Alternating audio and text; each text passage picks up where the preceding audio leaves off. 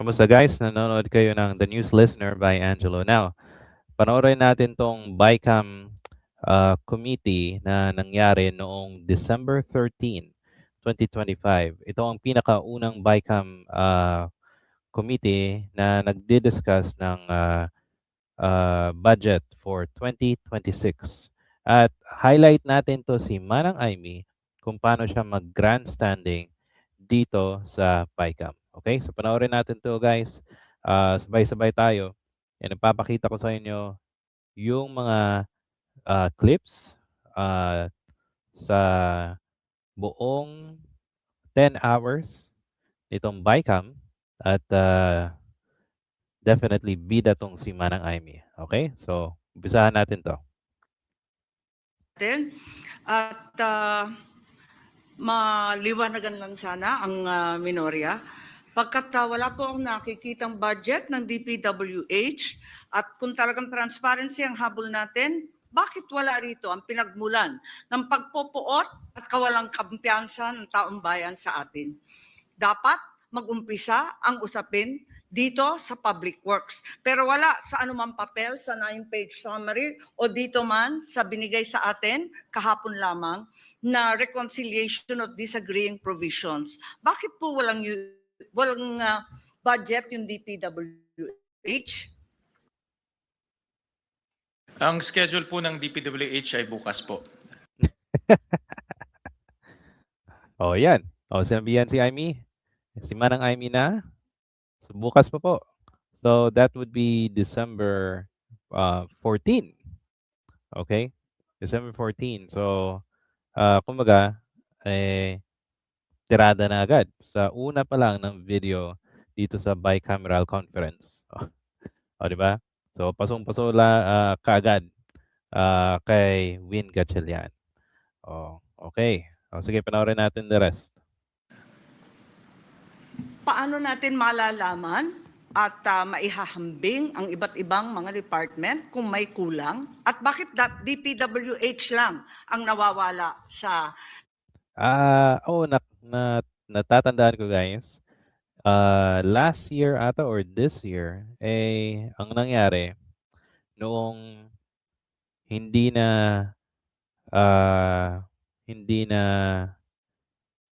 yung majority, hindi nakasama sa majority to si Amy Marcos.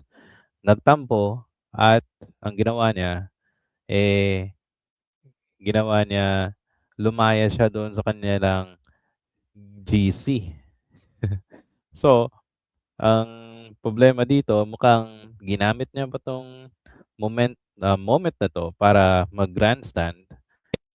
Dapat kasi nasa GC ka para malaman mo kung pag-uusapan yan o hindi. O, di ba? Siyempre may schedule. O. So, sino yung nasa majority ng chairman ng finance? O, si Gatchalian. Siyempre, siya yung magdidikta, siya yung maglalagay kung kailan ipag-uusapan yung DPWH.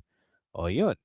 O, ang hirap kay Manang, walang hindi nakasali sa GC. O, nagtampo. Tapos, ngayon, nagpapasikat ngayon siya dito sa, sa BICAM. Diba? O, sige, panoorin natin yung the rest. Talakayan.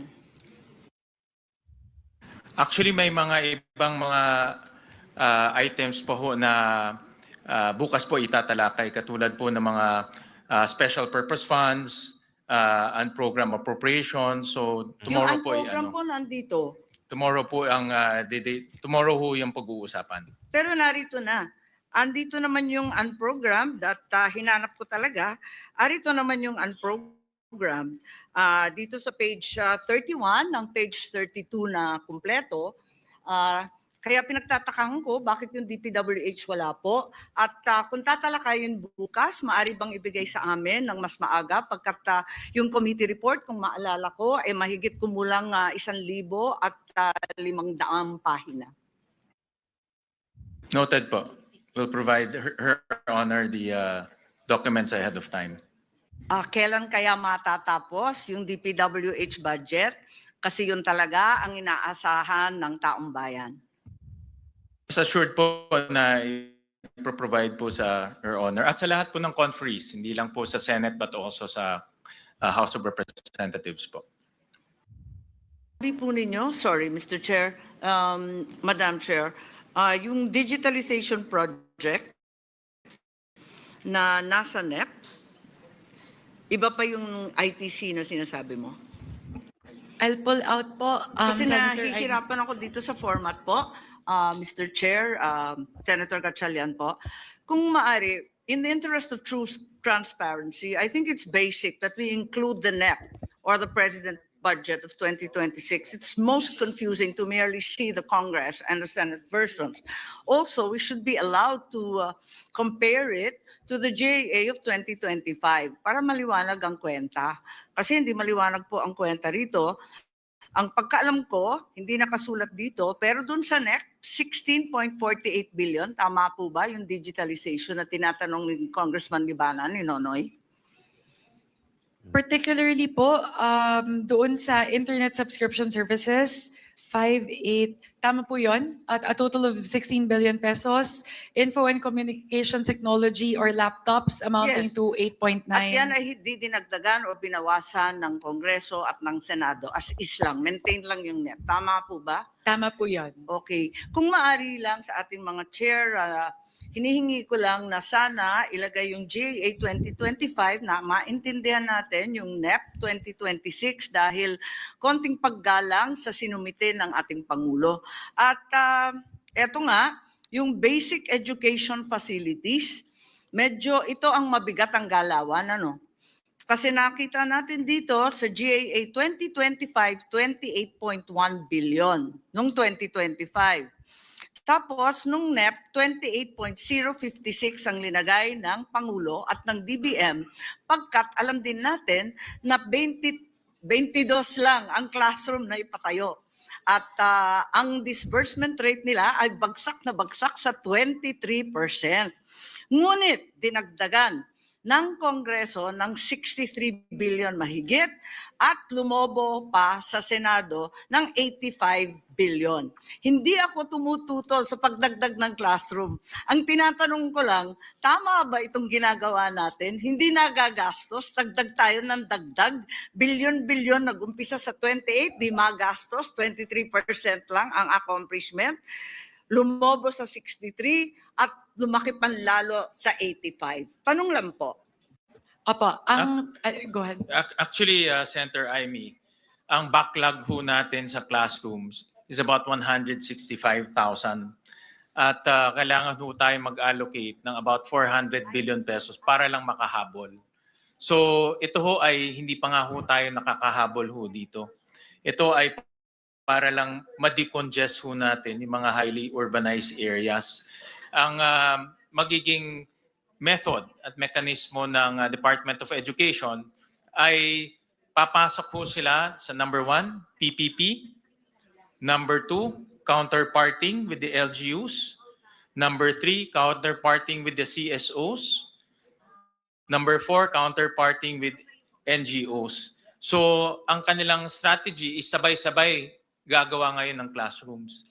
So ito po ay napag-usapan naman during the hearing, during the budget deliberation, at base po sa calculation ng DepEd, kaya naman ho nilang i-implement ho ito, basta sabay-sabay ho nilang i-implement.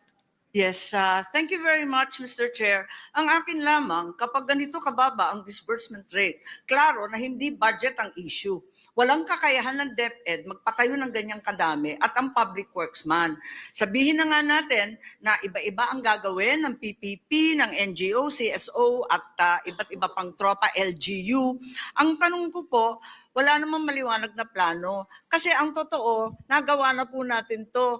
Hindi naman sa pagmamalaki, pero yung massive school building program po ng dekada 70, alalay po ako noon ng ama ko at nakita natin na new technology sa building ng prefab nung panahon na yon.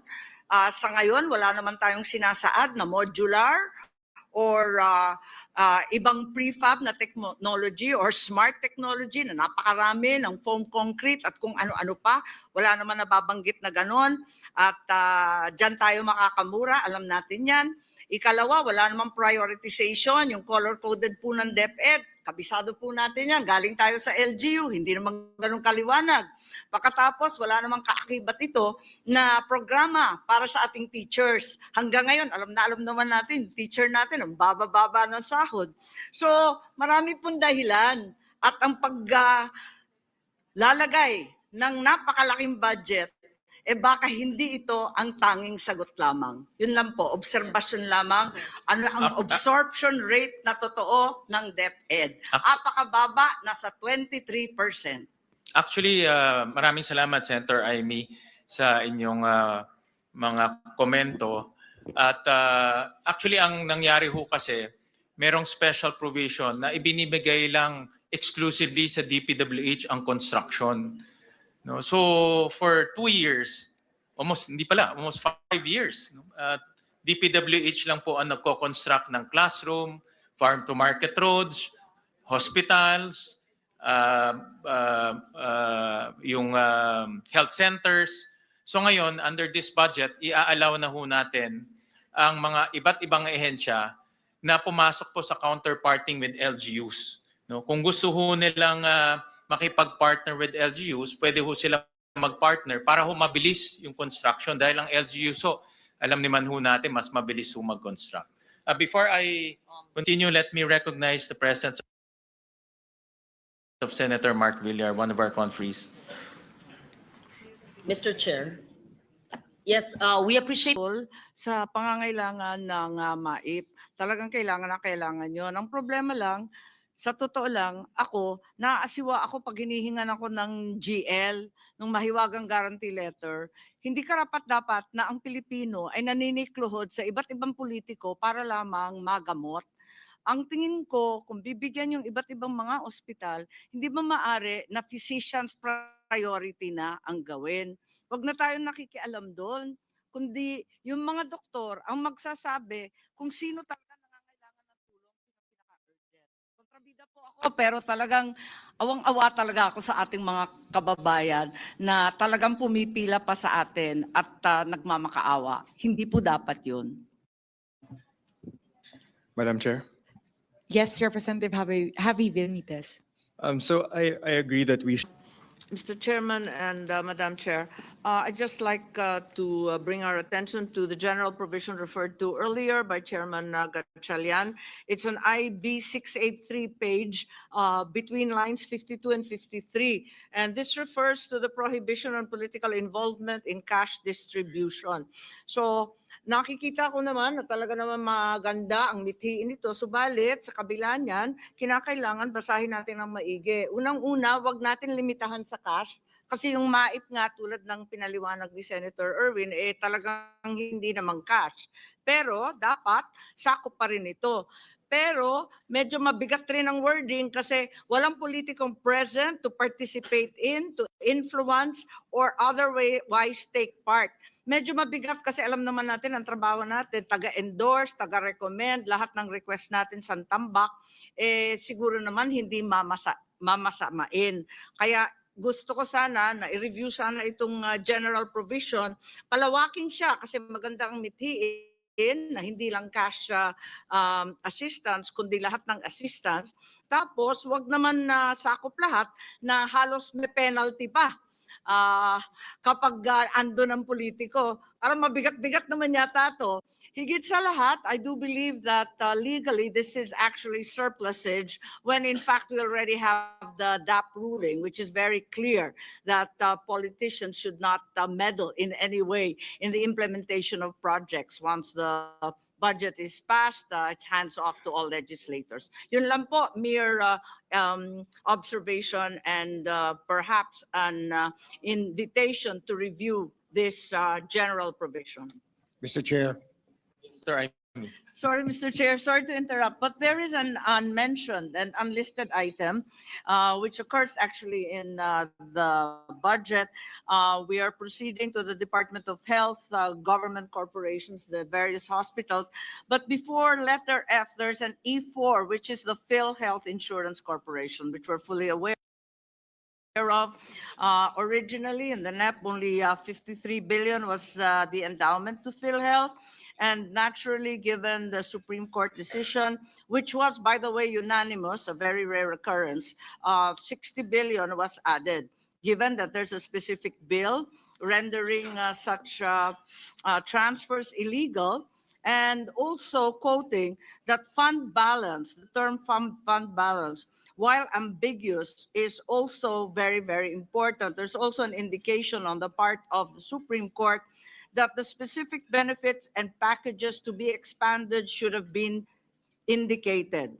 So I would like to say that we have increased this, therefore, in compliance to the ruling, to 113,261,000,000 and so on. We are right to do so. However, the reality is we should perhaps be reminded that this is no straightforward allocation. But in fact, it's in the nature of a refund of an illegal transfer.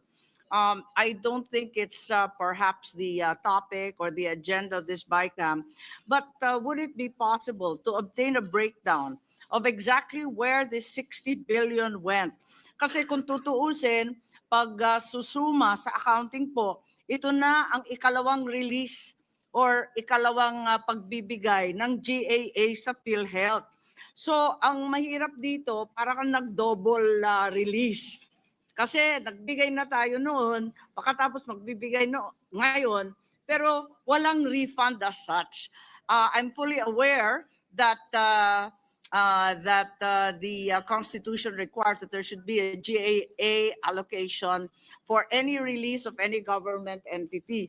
However, it should be kept in view that this is like a second release na. So anong ginamit? Anong pinaggamitan ng 60 billion? Pwede ba magtanong nun? At ang problema nito, parang ikalawang release na to. Pagbabawalan yan kapag accounting firm yan. Isa yon.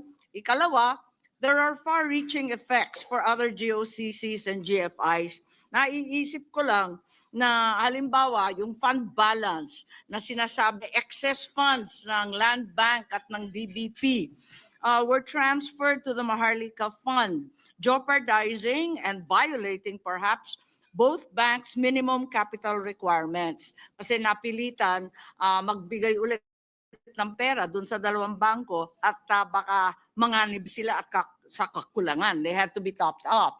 So kapag susundan natin itong Supreme Court precedent, baka humiyaw lahat ng government corporations na yung pinagkukuha sa kanila na sinasabing profit nila o excess funds or fund balance, dapat isoli sa kanila sa kada GAA. Yun lang po, naisip ko lang at mahirap na. Thank you very much. Senator Amy? Yes, Mr. Chair. Alam naman ng lahat na pinaglalaban ko ng todo ang ating mga magsasaka at mangingisda dahil ako'y nagmula sa isang rural agricultural na constituency. No? Hindi naman namin mapagkaila yan. Subalit, tinatanong ko lamang, ang pangalan nito, Presidential Assistance to Farmers and Fisherfolk. Kung tunay nga na prioridad ito ng administrasyon at presidential assistance pa ang pamagat nito, bakit hindi sinama sa NEP, which is otherwise known as the President's budget? Go ahead, Senator Kiko. Yes, allow me to explain what the Secretary shared with us. No? Precisely because of the impact of the drop in palay prices and then the series of typhoons, calamities, floods that happened after the NEP was submitted. My understanding is Malacanang felt the need to allocate this additional budgetary support. So it came after the DBCC had submitted the draft? Yes, And, because the typhoons came after and the drop in palay prices came after. well, that being the case, therefore, why did our committee report not include it? Well, the subcommittee of which I chaired endorsed it, but because of fiscal space, and the discussions were the discussions were such that may AX na, no, hindi na implementa ng tama yung pag-distribute ng assistance and a number of other considerations. The committee, I deferred to the chairman, But now we're discussing it again, and he's open to my previous suggestion that we include it and endorse it, Mr. President. Okay, nagtatanong lang naman at alam naman ninyo mas radikal ang aking panukala para rito, kundi ang akin hindi yung one-shot deal na 7,000 na sa pakiwari ko, hindi naman magtatagal ng 1 buwan para sa pamilya ng 5, no? Hindi naman magtatagal yan, hindi talagang solusyon. Ang akin nga para magkaroon ng national wage, farmers wage ang marginal farmers, kasi hindi yung one-shot deal ang makakatulong sa kanila, kundi malawakan at mas mahaba, sustained support dahil ang layo-layo na natin. Ganun pa man, tignan natin kung saan kukunin ni Chairman Gatchalian. Magmamagic pa tayo para magkaroon ng fiscal space. Mr. Erwin? Thank you, Mr. Chair. Mr. Chair, the problem here is Yeah, sorry. Yes. Alam po ninyo, hindi ito bago, no? Dahil alam na natin na dati-rati ang FMR talagang ini-implement ng DA. Palpak ang pangyayari nun, hindi magawa-gawa. Ang nangyari, nalipat na sa DPWH. Ngayon, pilit nating linilipat na naman sa DA. Pabalik-balik lang to. Nakakatawa itong ginagawa natin. Samantalang, ang totoo, yung BAFE na pinagmamalaki natin, nagagastos ng 32 billion 62. At ang sinasabi ni Repti lampas na 3,500 kilometers dito sa 32 billion 62. Ang tao dito 65 katao lamang. Permanent warm bodies po nila 65. 5 lang yung engineering division. Yung iba technical and admin. Sa buong Pilipinas yan. At alam natin, halimbawa sa Mindanao, kulang na kulang ang kalsada. Sabihin na natin yon. Pero, hindi ba lalala lamang ang sitwasyon natin? Pinapabalik-balik lang natin to DA, DPWH. Ang DA ngayon, as of June, ang permanent position 65 sa buong bansa. Seryoso ba tayo? Parang nagbibiro ata tayo at baka wag kayo pong magalit pero baka akalain ng tao na anuman ang pakitang taong kinakaltas sa DPWH ay ilalagay lang sa DA at mauuwi na naman sa FMR na hindi naman farm to market road kundi farm to pocket road. Aminin natin na may problema itong planong to. Yun lang po. Well, if I may, Mr. Chair, I share the concern of Senator Amy Marcos, but I'd like to think the current secretary, Kiko Laurel, will not take on this challenge unless he has thought about it. He was hesitant. That's correct. But and he said after some thought, I think a week later, after reflection, he said he will take on the job, and I will give the secretary the benefit of the doubt. Having come from the private sector, his mindset is different. And then hopefully, with the support of the Senate and the House, he will succeed where others did not.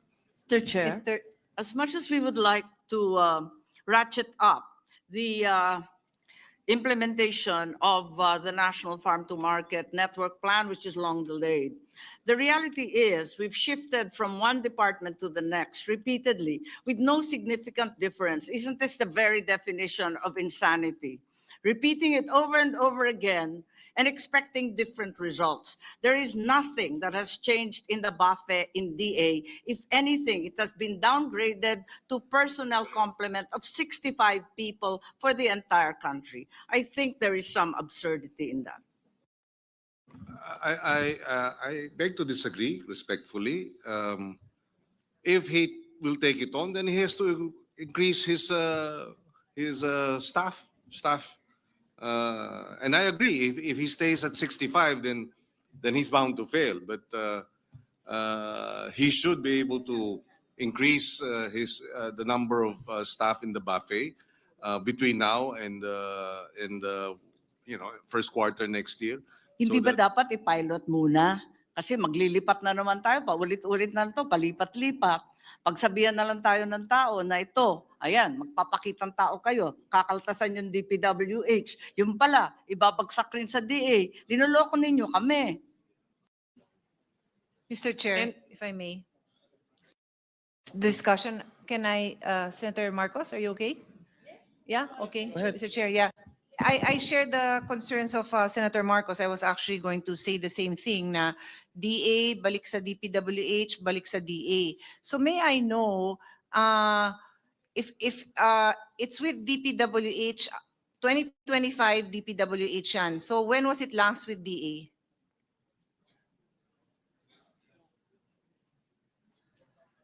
Uh, 2014, 2013. Okay, roughly. So in other words, it's been with DPWH for like 10 years? I More or believe less, so. like 2014 to It was, 2025? It was during my term as Secretary for Food Security. President Aquino took it from the Department of Agriculture and placed it with the Public Works, and it was I and Secretary Babe Sixon then of the Public Works Department.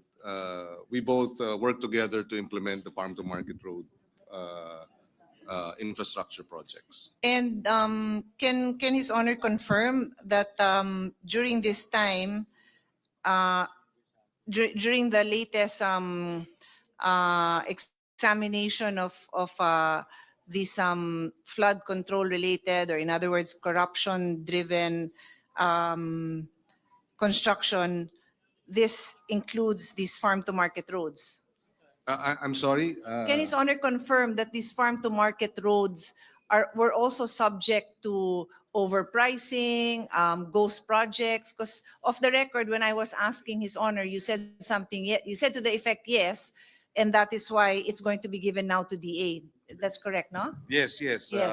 So, in that is other correct. words, In fact, there is the DA is currently undertaking a inventory of the farm to market road projects, and have identified a number of ghost projects in Mindanao, but they are still doing their inventory. so sadly, Mr. Chairman, if there are like these third-party contractors, baka sila din ang magbid sa DA. So I'm just putting that out there. These things can happen. And obviously, complicit there would probably be some local officials who would also have already participated in this kind of anomalous transactions. So that would be the concern, to allow DA to step into this project na hinay-hinay lang. And that's why I support Senator Marcos' recommendation that it be a pilot project. So there's already 16 billion in the NEP.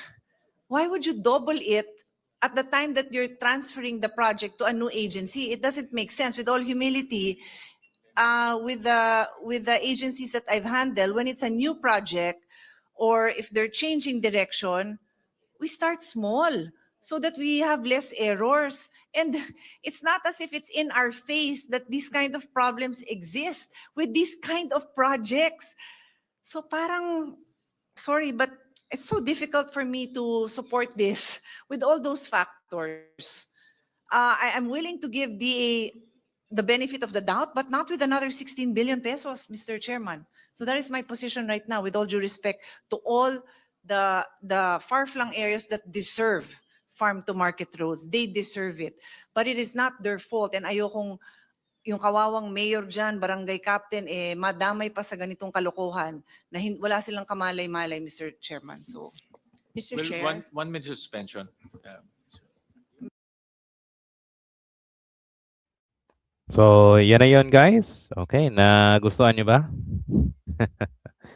Okay, so sa susunod naman, post naman natin yung magandang sagutan ni Amy Marcos tsaka ni Vince Dizon ng DPWH. Okay? Salamat po sa panonood, and I'll see you sa susunod na video.